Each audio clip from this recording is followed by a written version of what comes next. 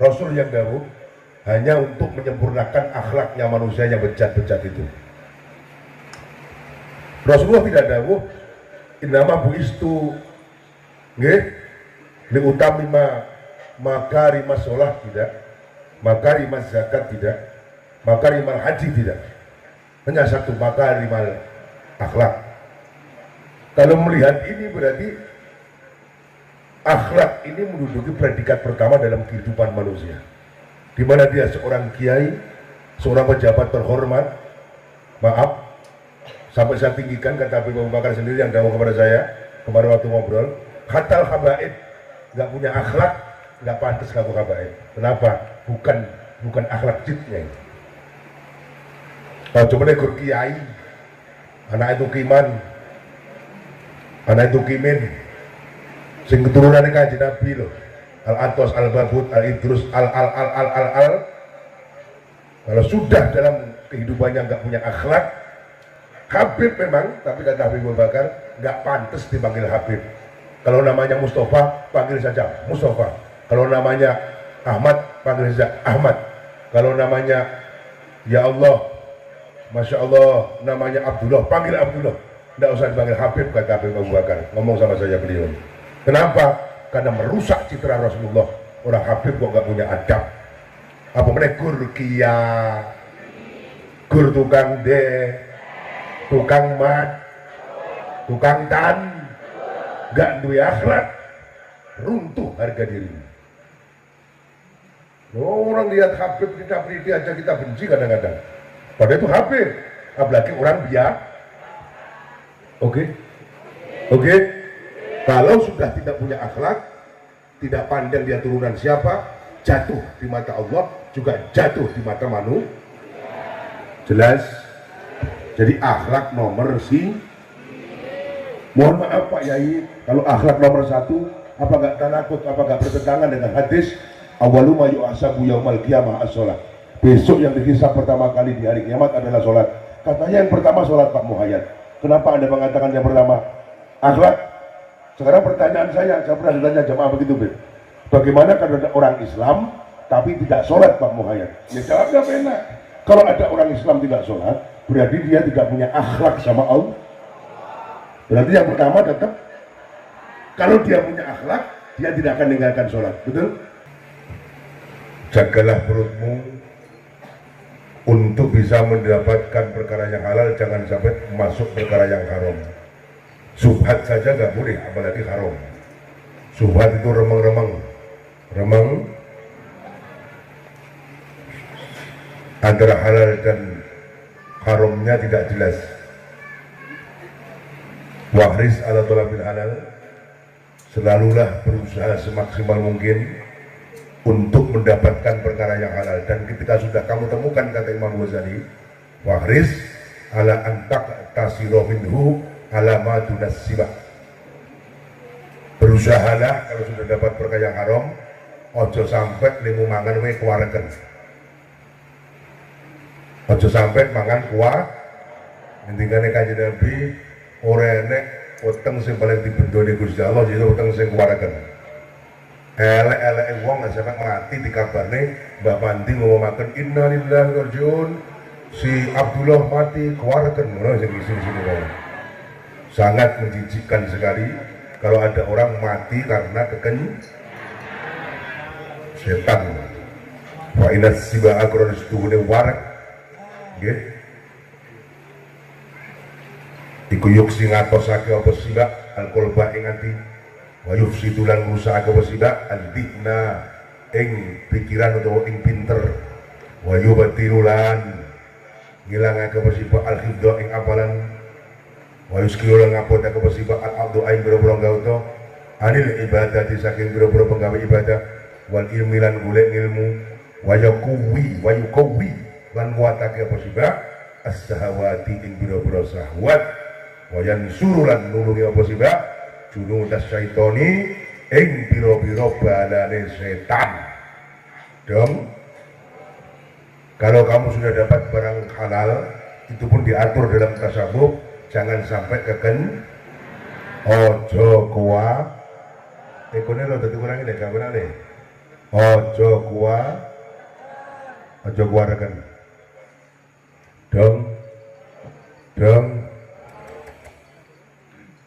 Jangan terlalu warak. Alasannya Fa'inas siba agronas tune warak iku yuksil kolba ngatosake ati wa yusidu dina merusak pikiran maya pinter dari goblok goro-goro keluarga wa yubtilu al-hifdho ngilangake apalan wong lek keluarga apalane gampang ilang seperti ini wa yuskilul aqdo memberatkan anggota badan untuk beribadah dan mencari ilmu sekaligus menguatkan syahwat nuruti nafsu setan krono mengkuatkan terus wayan suruh junuh dan syaitan orang yang kekenyangan itu menolong bala tentaranya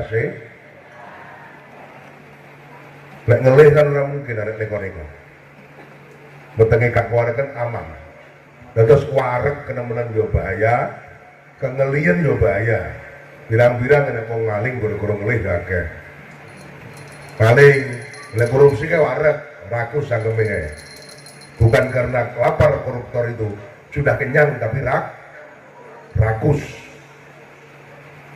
kurang duwe akhlak kita tahu hadis fenomenal setiap saat kiai ceramah mati baca innama bu'istu li utamima makarimal akhlak. Inama itu ada khasr. Berarti kalau dimaknani bahasa Indonesia, aku diutus ke dunia ini hanya Rasul yang dahulu hanya untuk menyempurnakan akhlaknya manusia yang bejat-bejat itu. Tidak usah dipanggil Habib, kata Habib Abu Bakar, ngomong sama saya beliau. Kenapa? Karena merusak citra Rasulullah. Orang Habib kok gak punya adab. Apa mereka gur kia, gur tukang de, tukang mat, tukang tan, gak duwe akhlak, runtuh harga diri. Orang lihat Habib kita peliti aja kita benci kadang-kadang. Padahal itu Habib, apalagi orang biak. Oke.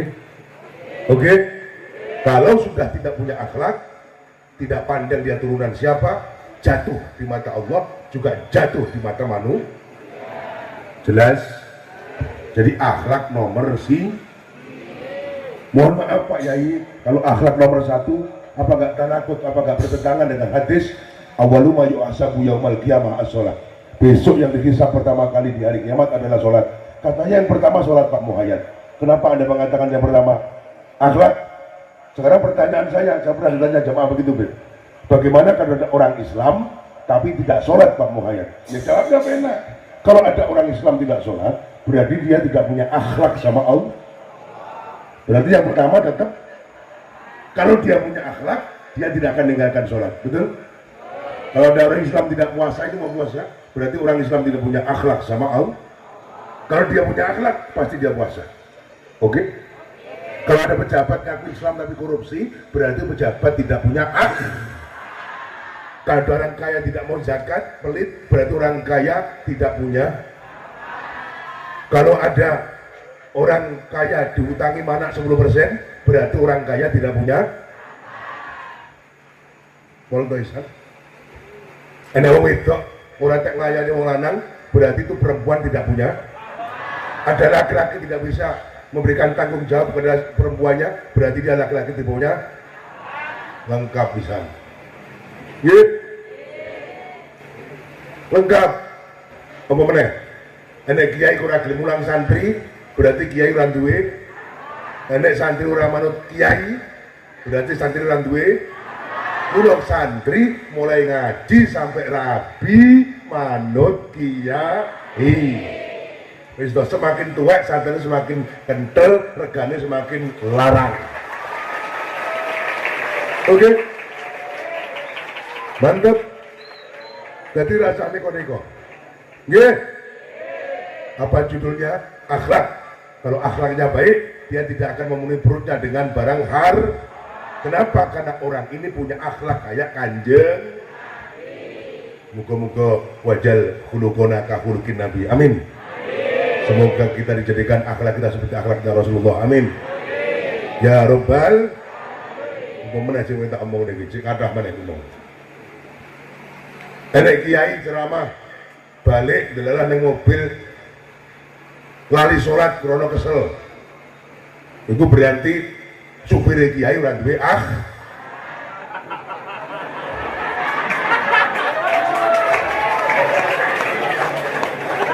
Kabarin mana? Kalau ada seorang kiai Habib Bakir, habis ceramah capek kayak saya ini tukang ceramah Habib. Tiap hari jadwal siang malam ceramah di mobil pakai mobil bagus, saya lupa sholat di jalan, berarti sopirnya kiai tidak punya sopirnya bukan kiainya. Karena kiainya capek tidur, sopirnya nggak mau bangunkan, nggak mau hampir masjid, berarti sopirnya tidak punya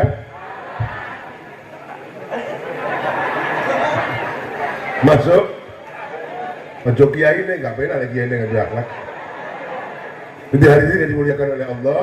Sekali lagi malam ini mari, karena saya juga punya akhlak yang biasa saya ngaji sampai jam 11, malam ini saya ngaji cukup sekian.